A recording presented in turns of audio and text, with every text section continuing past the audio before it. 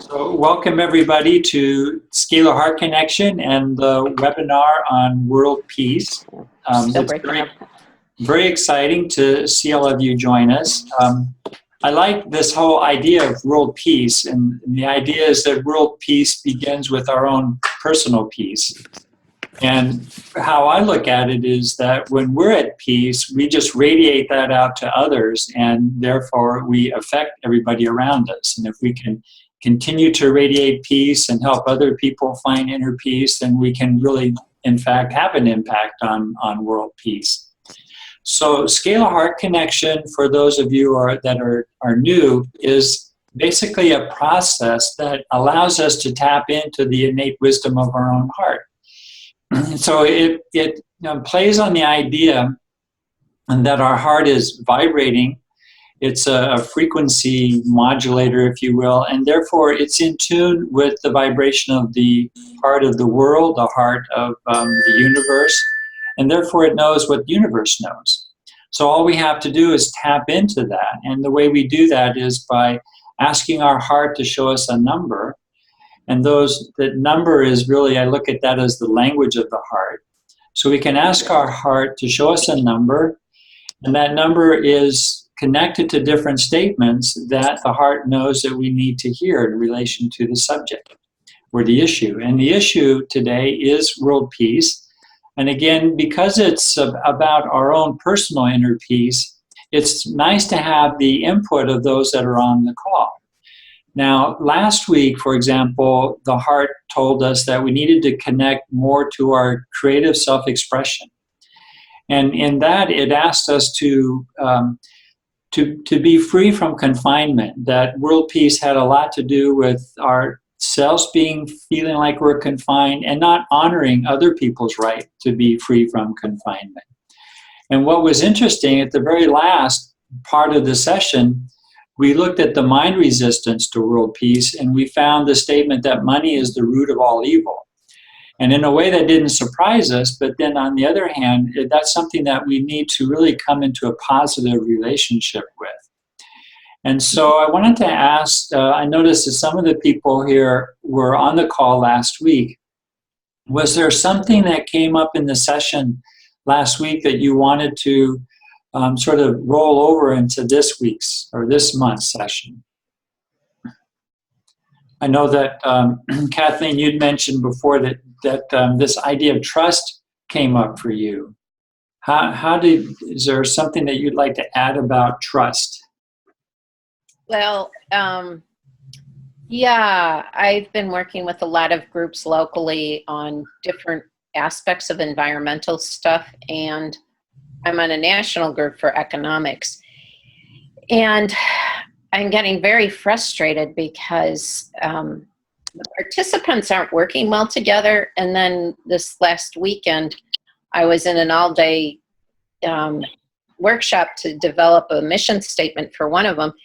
And what came up was somebody basically launched into me because she felt like I violated the group's trust. And on reflection, when I had been asking for clarification from a third party, and I sent her a bunch of information. Anyway, the group basically supported me, saying, no, you weren't the only contact. That other people were allowed to talk to this person. And I realized in retrospect, it's like there's this huge distrust issue that she has with herself that a lot of people have with their self. And I had just recently watched Brené Brown's thing on trust. How do you measure trust? How is a person trustworthy? And she said the number one thing is you have to trust yourself.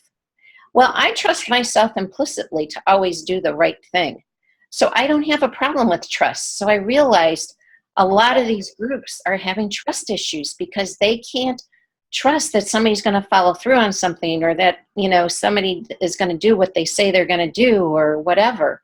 So, yeah, I think trust is a real underlying issue between people. Okay, well, we'll add trust to our issue today. And was there anything that came up for you, Laura? From the session? From last month's session that maybe you wanted to address today on the subject of world peace. Hmm. Well, I think it's in that statement too. It's all around this fear of scarcity and greed. Yeah, scarcity is a big one. That came up last week as well. Is there anybody else that has like a specific issue related to peace, inner peace, or world peace that comes up for them that they'd like to address today? Because I'm going to now go over to the screen share and actually bring up the session.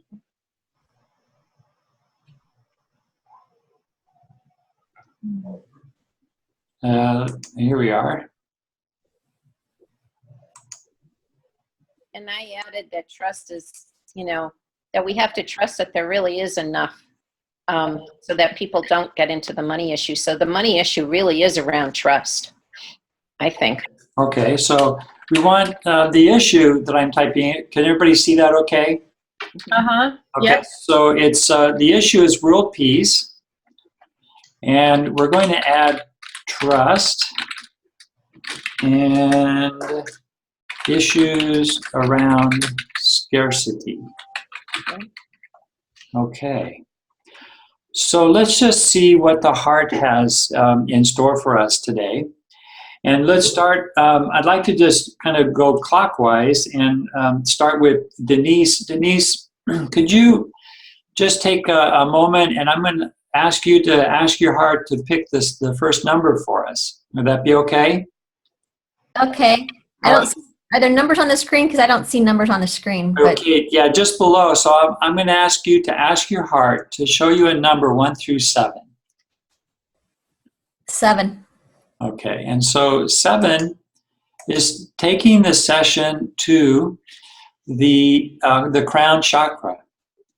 So this is something, the crown chakra, if you're familiar with the chakra systems, is oftentimes comes up when it's around issues about really connecting with the divine, or connecting, trusting that we're being guided by a higher intelligence, if you will. And one of the ways I look at this is I look at different archetypal patterns, and the crown pattern is right here. It's where the issues with anger or depression can arise from unresolved emotions from the past that can challenge us to examine our heart's desire to possess or control or satisfy our ego without consideration for others. So if we put that in perspective to world peace, it makes a lot of sense, because sometimes we do things without considering the impact that we have on other people. And if everybody would just take a moment to look at and feel the impact that they're having on others, then I think that would be like one real important ingredient for world peace. And so the obstacle that we often encounter is that we need to learn to release our worries and strengthen our sense of self-worth and trust. So here we come back to this word of trust again. And it's trusting that the divine wisdom of our heart, that we're being guided by our heart wisdom. So let's look at what is the emotion. Well, under the crown chakra, there's only really one issue or one emotion, and that's about meaning and purpose. And so it looks like today the heart is asking us to not only connect with trust, but look at trust from the standpoint of what is our bigger meaning, what is the bigger purpose of our lives.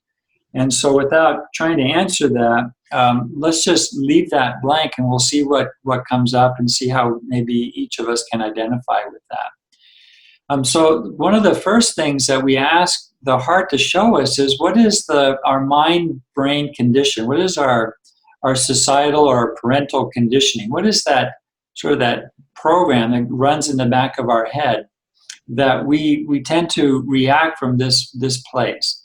Perhaps, Kathleen, when issues of trust come up, it's because maybe people don't have a belief. Maybe they're thinking something like, well, I can't. It's not safe to trust people. That could be one. So, Andrea, could you ask your heart to show you number 1 through 12? 11. And so 11 our heart is telling us that we tend to deny reality and conjure up our own world. That's an interesting one. I guess we're all prone to that one, that we deny our reality. So right now, we're just collecting information. We're really not sure how this is coming together for us today. So what I do is I just continue and collect information and until we start to see a pattern emerge. So let's ask the heart, what should our positive response be? Instead of having issues with meaning and purpose and not trusting other people and conjuring up our own little world. Again, that could just be ignoring the needs of other people. But let's see what the heart specifically would like to recommend for us. So, Maria Elena, could you ask your heart to show you number 1 through 7? 6. And 6 is, I experience the divine within me. So that's a beautiful thing to have in any session, is just to be able to trust that the divine is within me and that we're being guided by the divine. And each of these different chakras have an organ that's associated with them. And in the case of the crown, there's 2. So, Chris, could you ask your heart to show you number 1 or 2? 2. And 2 is telling us that the issue is in our nervous system. And so let's find out, what does the nervous system have to say about our issue of world peace and trusting others? And for that, Teresa, can you hear me? I noticed that you had a problem with your mute.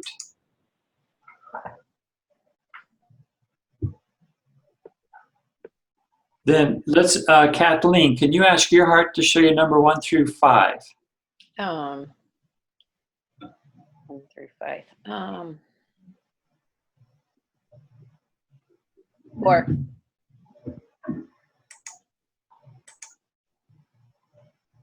So I communicate my truth clearly and confidently to others. So this reminds me of last month, where it was about communication, and it was also about communicating our truth clearly and confidently to others. And let's see what level this is all being held on with the number 1 through 5, Laura. 3. So the heart is telling us that this issue is being held on the energetic level. And let's find out what specifically is the issue on the energetic level with the number 1. 3. And 3 is empathy with a sick person. Does anybody, is anybody experiencing a situation with a sick person? When Mother Earth has a fever. And Mother Earth has a fever, right?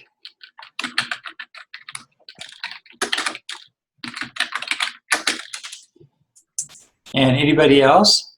Well, with my sister Lisa. Uh-huh. Mm-hmm.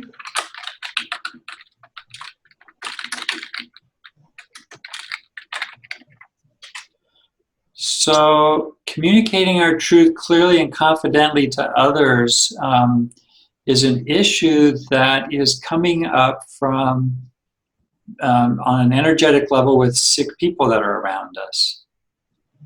And so I'm just starting to think out loud here, that is there a part of us that maybe feels like we're in denial around any of that? These are just things to think about as we collect more information. Yes? This is Kathleen. Well, it's actually kind of interesting, because when you think about it, a lot of the United States is in denial of global warming and that they can do anything. I'm going to say world is in denial about being able to do something. And even just admit, well, there's more and more people that are admitting that it's a problem. About the problem. I guess both. You're talking about the environment, and also world peace. Yeah.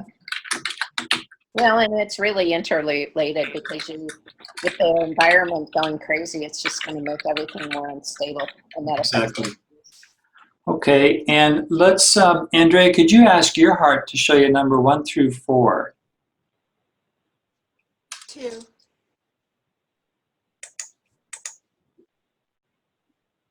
Oh, did you hear me? Yes, 2. Oh, okay. Okay. And it's thinking. Okay.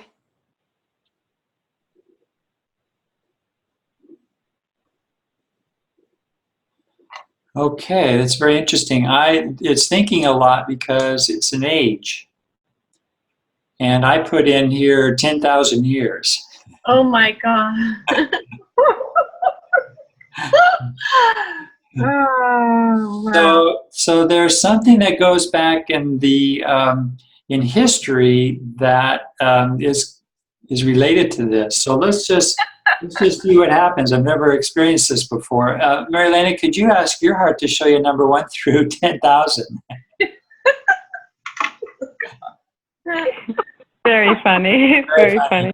Yeah. Okay. Well, let me think. I'm not saying, but let me feel that number. Hold on. Okay. Yeah. Take your time. Hmm.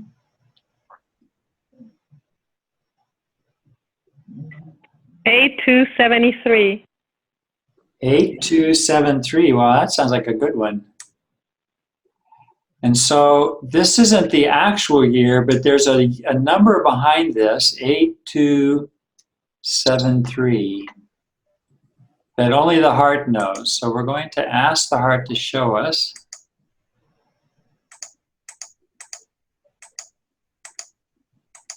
I think we challenge the capacity of the system.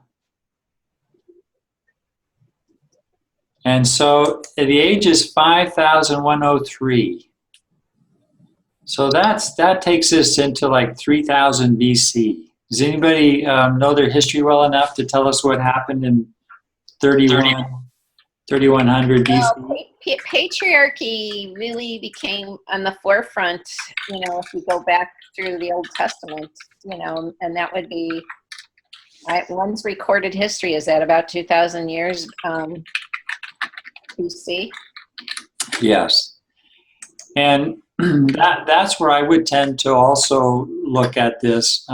It'd be interesting to actually do some more research, but I think that the issue, especially when we're talking about world peace and we're talking about the health of the earth, there is definitely a return or almost like a resurrection, if you will, of the feminine, the archetypal feminine, the feminine goddess.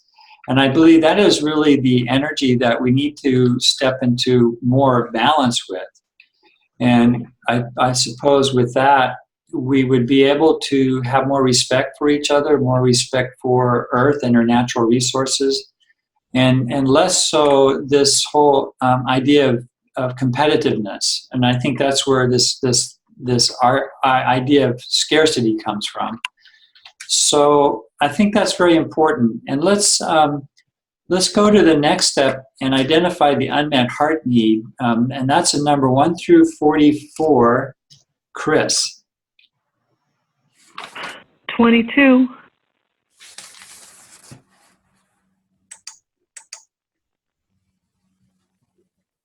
And 22 is innocence. So it's asking us to get back to our innocence. And innocence, by the way, is it's the opposite of not being connected with our meaning and purpose. And it's almost like our meaning and purpose in some ways, in a large way, is asking us to get back in touch with our basic innocence. That maybe if we just trusted more, that we wouldn't be in a place of scarcity. And it's almost like the children of the earth, the children that know that their parents are taking care of them. So that in itself could be a very beautiful outcome from this session. Let's see if there's any triggers into what might create us or cause us to be out of balance with innocence. And that's a number 1 through 15, Kathleen.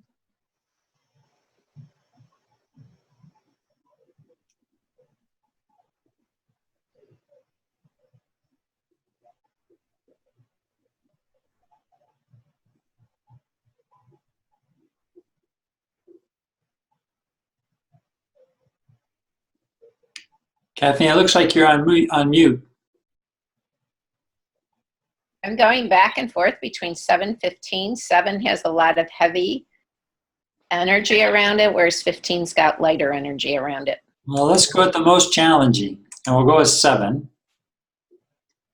And it's seasons. So we're in the winter season. Does anybody have issues with the winter? Well, I'm thinking more like the summer. When the summer, gets hot, then people are more aware. So in the winter, people are like, oh, there's not a problem.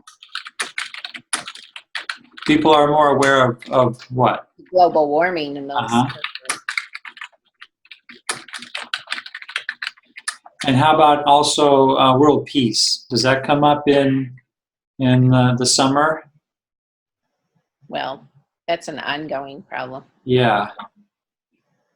Okay, well, seasons, I noticed that in terms of world peace, and we might even be thinking about, well, one thing about world peace is wars are less likely to break out in the winter. That seems to be a historical notion. I also worry about refugees in the winter and the cold. So, so season. So let's go to the archetype. Yeah. Even cycles of planets, we have the conjunction happening, that also recalls peaks of time when we have certain conjunctions or cycles that are more prone to wars. Okay, so maybe we're in that period now? Well, definitely we've been really, really in that tension, same as other world wars. I'm not saying it needs to happen, but the conjunctions are the same. For it to happen, it's a predisposition of the energetics.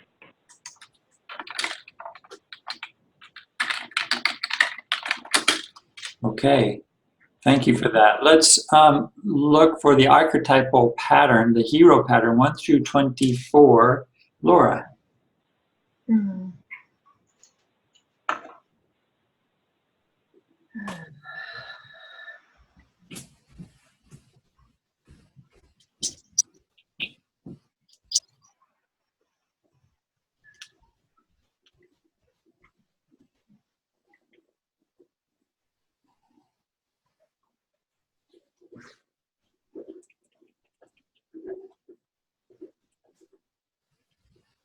Nine.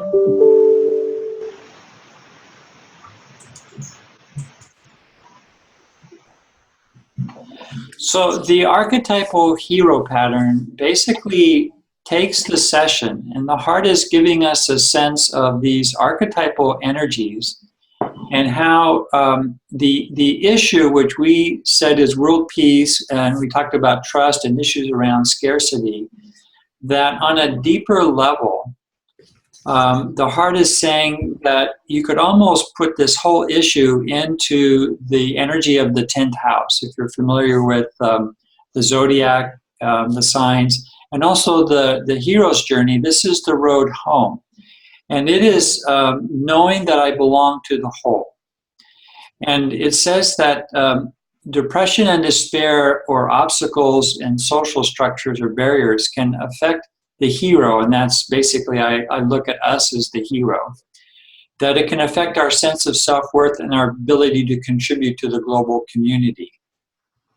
And so let's look at the obstacle. The obstacle is that in order for us to move forward, knowing that we belong to the whole, trusting that we belong to the whole, is really that we have to go through some of these trials and tribulations. That's the 6th house of Virgo. And you see in the hero's stage, it's really the road or the place of trials and tribulations, the tests and allies for the hero. And it's where our mind thinking says, well, we deny our reality and conjure up our own world.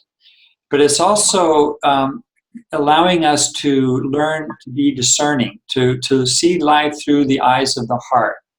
And that's interesting because instead of conjuring up our own world, which tends to be affected by our mind's thinking, we can actually look at the world through the eyes of the heart, and we might see a whole other reality.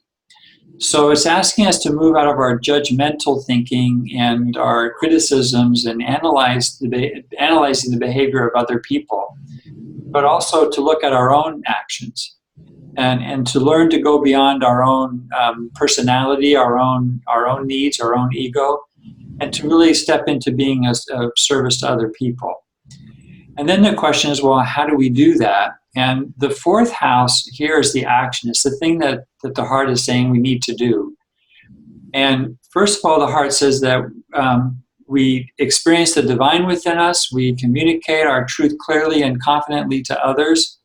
It's the action here is in the fourth house, which is the hero stage of meeting the mentor, where we learn that our life experiences have a way of forcing us to focus and to go into action, where we're called to re-examine our purpose and overcome our fears stemming from childhood memories and suppressed emotions.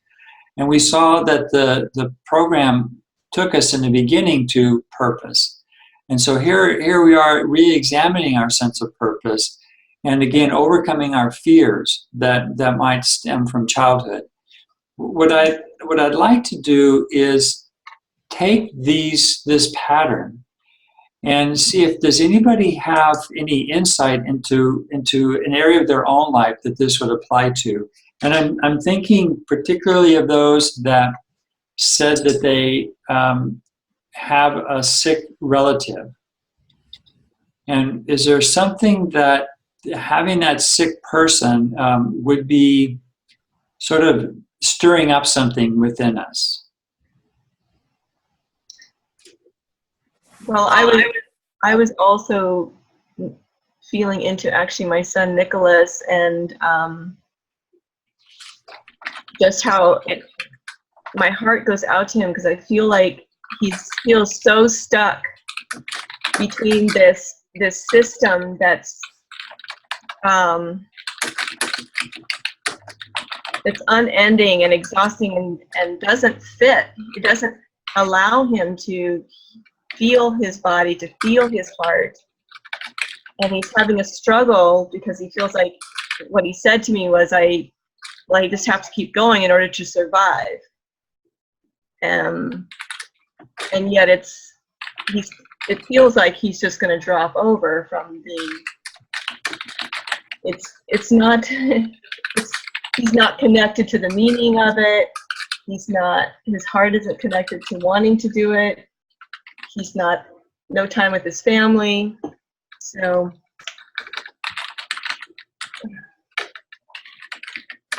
And this is Kathleen. And, you know, on a very personal level, when I was young, my mother was very heavy-handed, to put it mildly. And I had to learn trust. It's taken me a long time.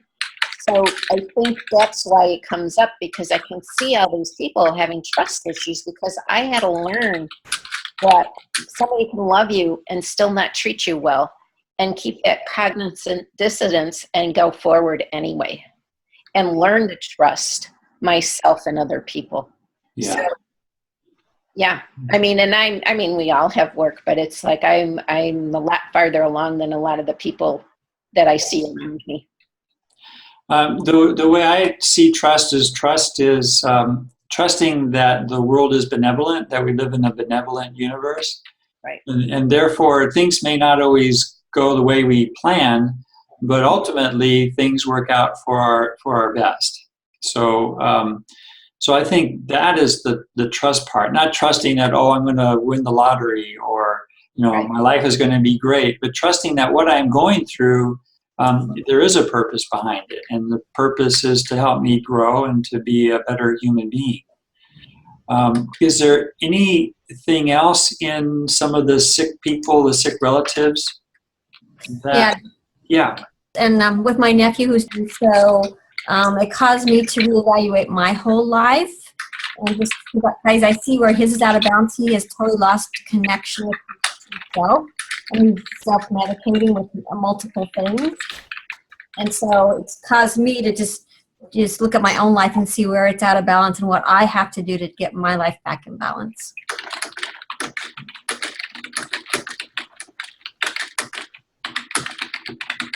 Beautiful.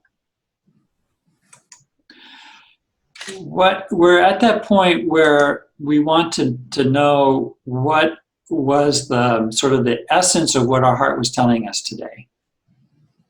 And it feels like we just hit upon it here in the pattern. And Denise, you said it well. Actually, all of you did, but it's about, learning to trust and reevaluating what is important to us. Does that make sense? Yes. Yeah. Does anybody want to add to that?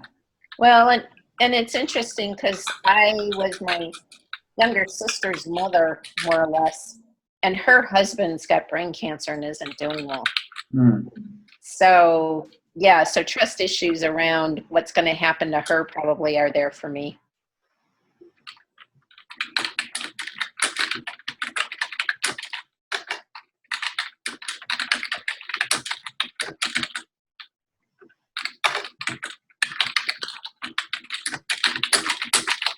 So I'm typing in, the heart is asking us to trust that what is happening, I guess, with relatives and people around us, is helping us to reevaluate what is important in our lives.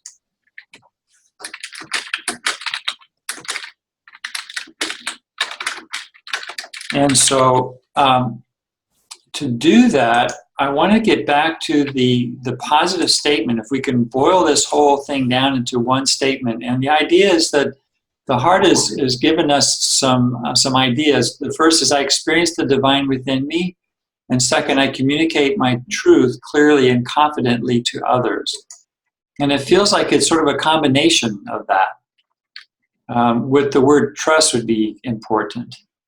Does anybody have like an intuitive hit on that?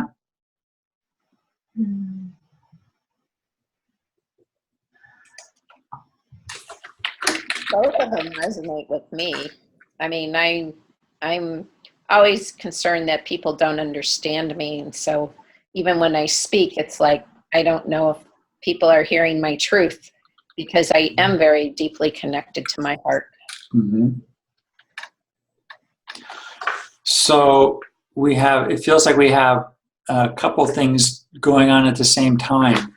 It's about trusting that we're being heard, and also reconnecting with what's really important.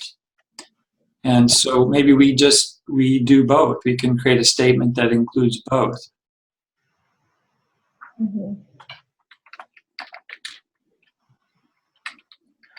So, trusting that I'm being heard is important because, yes, sometimes people will hear what they want to hear. But then I always trust that, what they hear is what they're ready to hear. Or what they don't hear is, just where they are at the moment. And so sometimes it creates things, but there's always something that comes out of that. So I don't think that we always have to plan ahead to say it perfectly and to be heard. We can just trust that whatever I say is, if I'm authentic with what I'm saying, that it'll be taken and it will be dealt with in the way that it's meant to. I don't know if that made sense. Mm-hmm. So, so what would be the one thing that we really want to take away from this session?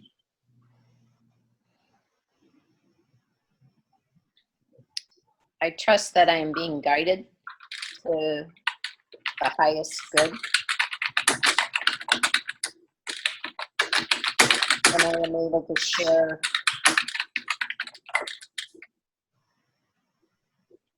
a vision of world peace.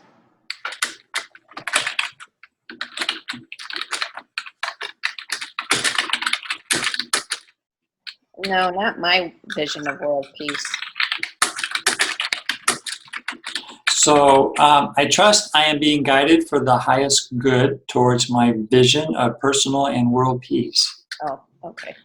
And perhaps that will help, those of us that have, relatives and children that are going through these things, just to hold that space for them, knowing that what they're going through is really giving them the opportunity to really seriously look at what is important. And then if we can resonate with that calmness and that inner peace, and maybe in some way we can influence some of their decisions.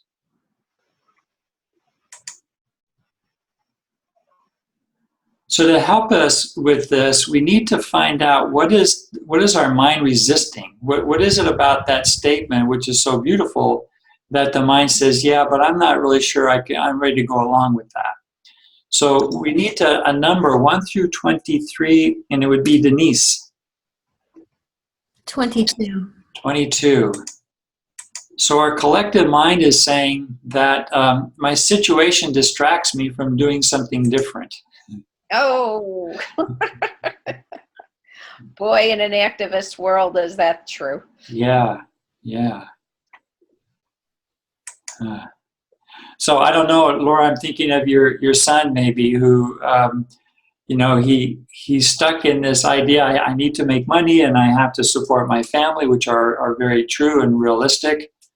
But then the heart is saying, maybe we're not looking at our reality the same way. Maybe we need to look at our reality through the eyes of our heart. And maybe all these things in the outside world are really distracting us from what's really important, from our true purpose. And maybe it's just distracting us from our innocence.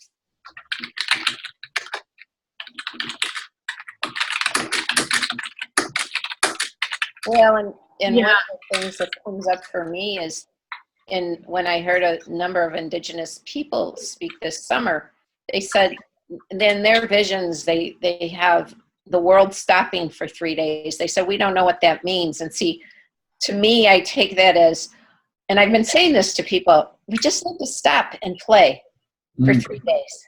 Let's play for 3 days. Perfect. Yeah.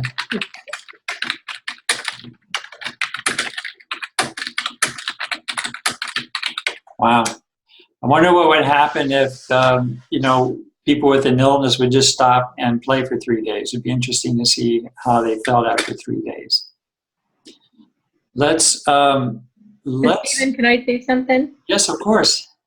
I feel like with Nicholas that he feels like he's so dang busy he doesn't even have time to even sense what it is his heart's saying. That Wow. He's got this belief too that he's just he's on a rat wheel, and he doesn't know how to get off, and he doesn't have even time or energy to even think about or even feel what his heart wants. Right.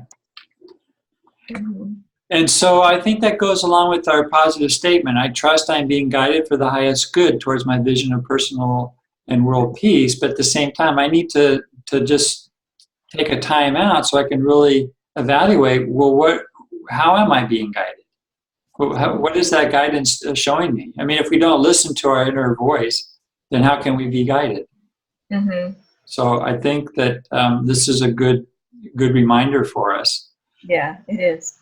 So let's listen to a quantum healing code that will help us to really resonate with the positive statement of being guided for our highest good. And that's a number 1 through 22, Andrea. 7. 7.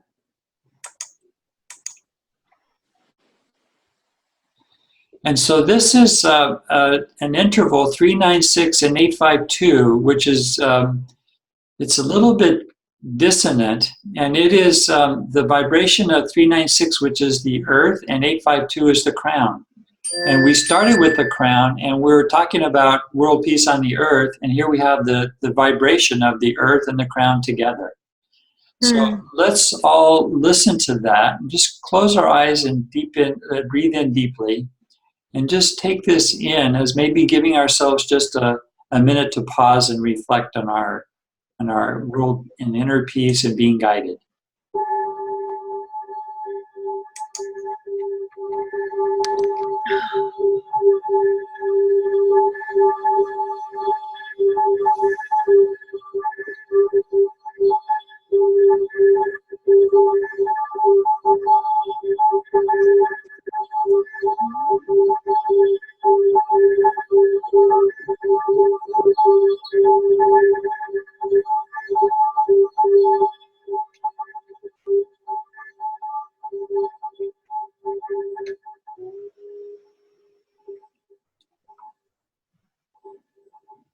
And Maria Elena, could you pick another number 1 through 22?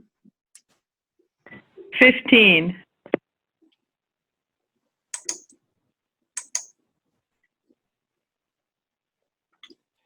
And this is 417. This is the pelvis chakra, our deeper emotions, and 639 is the throat chakra. So now we're going to bring all those emotions and bring them up into our personal self-expression.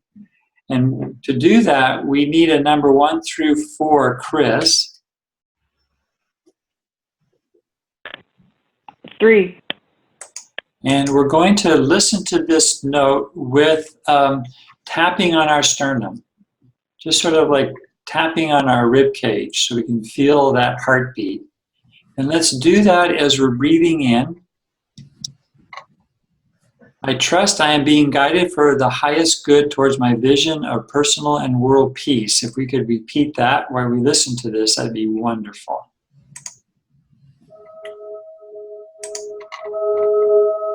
I trust I am being guided for the highest good towards my vision of personal and world peace. I trust I am being guided for the highest good towards my vision of personal and world peace. I trust I am being guided for the highest good towards my vision of personal and world peace. And let's just breathe the feeling of that in. This tone is what that world peace and inner peace sounds like.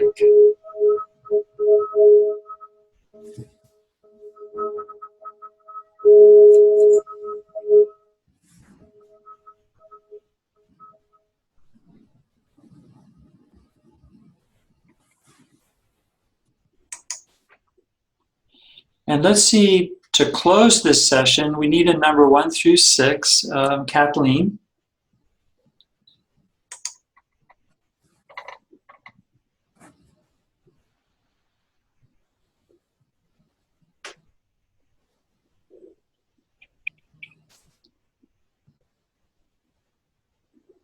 And Kathleen, I see you're on mute again. 6. 6. And so to integrate, we need to just express an appreciation. Maybe the appreciation is something along the lines that we appreciate the opportunity that our life experiences offer and bring to us. Does anybody else have a thought on that?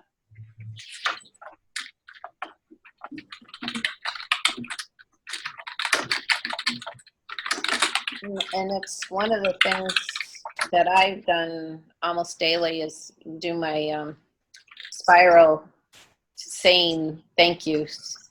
And it really does help to set the tone for the day. Yes. So we can, the heart is asking us, maybe we can do more of that, just to be more mindful, saying our thank yous. And then the last thing is, do we need a positive action? 1 through 13, Laura.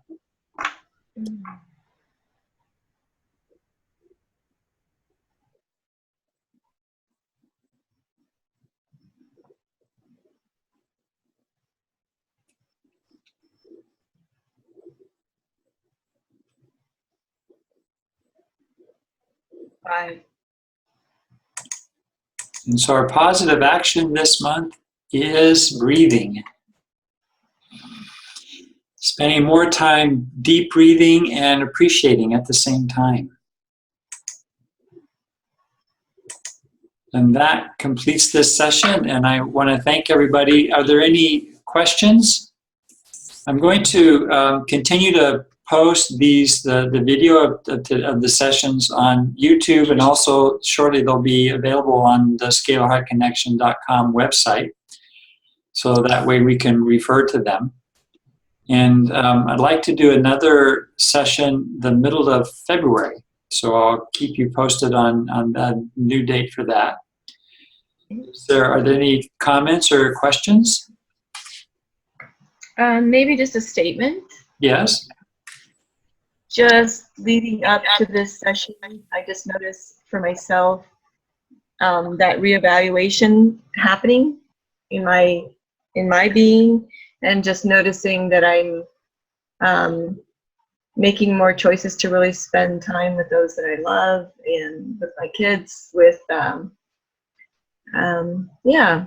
And that's just equally as important as all the busy work that I feel like I should be doing, that it's like shifting my focus as to what's really important. Yes, fantastic. Well, that's what it's all about. Anybody else? Well, and I found I overheard somebody saying, quoting, I think, Katie Bryan, that everybody loves her. And that's how she goes through the world. And I kind of took that on because I was always saying, you know, we're not a hugging. All the people that I know aren't really big huggers. So I just started going, okay, well, I need more hugs. So I'm just going to do it. and I'm doing the same thing with, it's like, okay, I'm not living with a significant other, but I have lots of people that I love in my life, and just let them know that. That's great. Thank you. Yeah, I find that just giving people a smile, just total strangers on the street, you can change someone's whole day with that. Beautiful. Mm-hmm.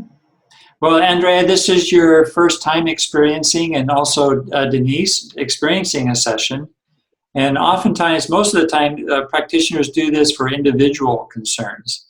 And this is like sort of an experiment, if you will, doing it for a larger group.